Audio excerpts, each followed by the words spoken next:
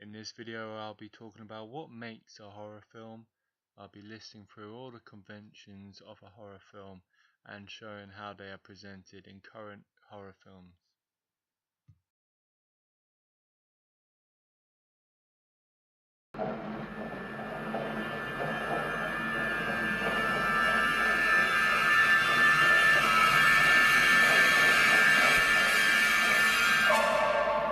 Most popular locations used in horror films are the locations of either urban environments, which consist of either dark streets or alleyways, small communities in isolated places, or haunted houses or ghost towns are popularly used as locations in horror films. These locations are popular because of the association of isolation or being alone towards the audience creates a chilling and very scary atmosphere of the film towards the audience watching it, making it very popular in horror genre.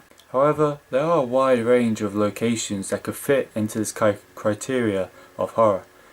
For example, any place with a dark history with it, like such as an abandoned house or insane asylums, can also suit perfectly into horror films because of that feeling of tension and isolation in that location. So when choosing a location for a horror, you have to take into the factor of wherever that location that you're choosing for your film creates that feeling of isolation or being alone towards the audience, because that is the only factor that's going to help you get the interest from the audience and help scare them when they're watching it.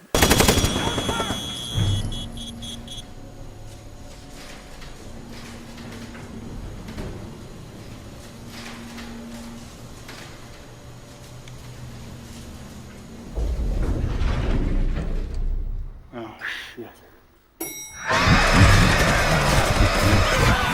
Camera work used in it can be very creative and also very expensive.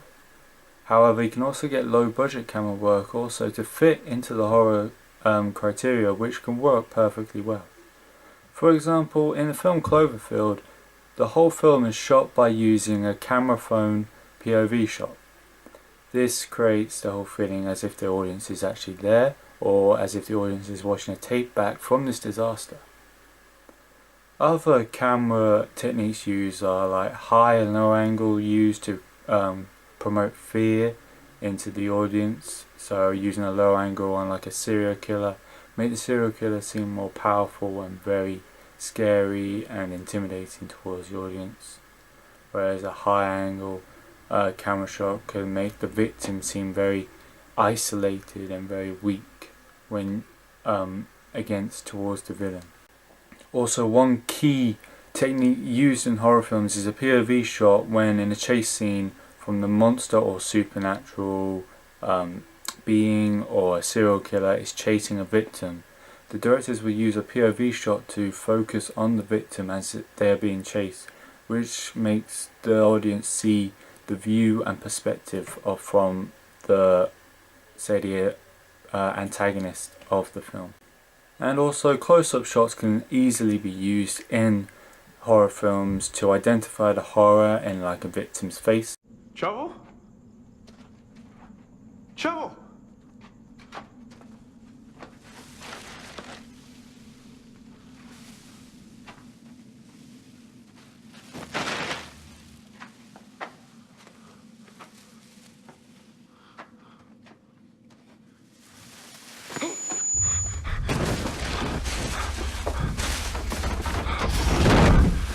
Disturbing sounds is one key and prime example used in horror films. It helps promote the atmosphere of disruption and keeps the audience on edge as they see the terror unravel. In the editing, very like special effects for like supernatural stuff is used to create like basically supernatural themes to it. However, certain aspects like speeding up the pace of the film can create like terror as they see action unraveling around them, or just keeping it a slow pace and very quiet and very isolated create the audience feel on edge as they can feel that there is something about to happen which they don't really want to happen.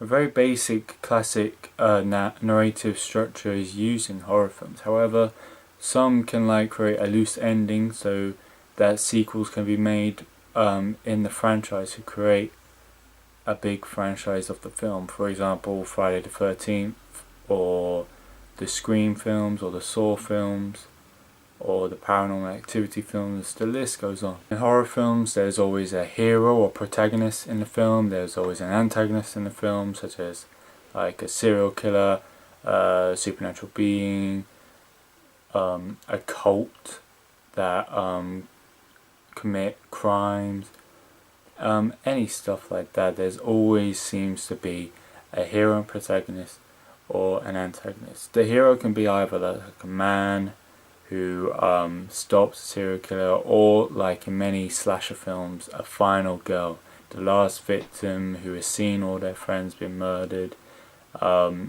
is left one-on-one with the serial killer and ends up to be the survivor and killing the antagonist at the end of the film. This is a prime example in the films of Scream, where the killer always seems to be killed at the end.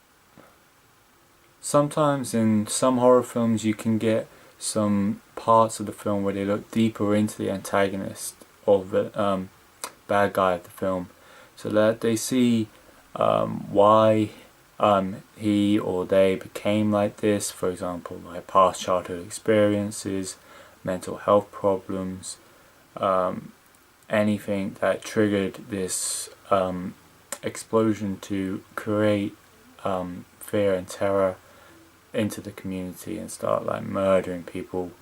Most popular and basic character types in horror films are, like I said, the protagonist, the main protagonist of the film, which is either a hero or a victim, the antagonist, which is either a mutated freak, a serial killer, an alien, stuff like that, which is basically harming and disrupting the protagonist.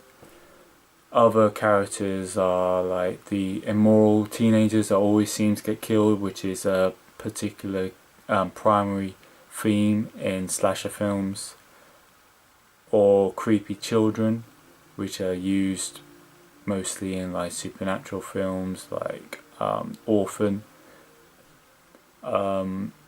Also there is characters of police officers, especially in slasher films. These police officers can either be good or bad depending on what kind of theme the director wants.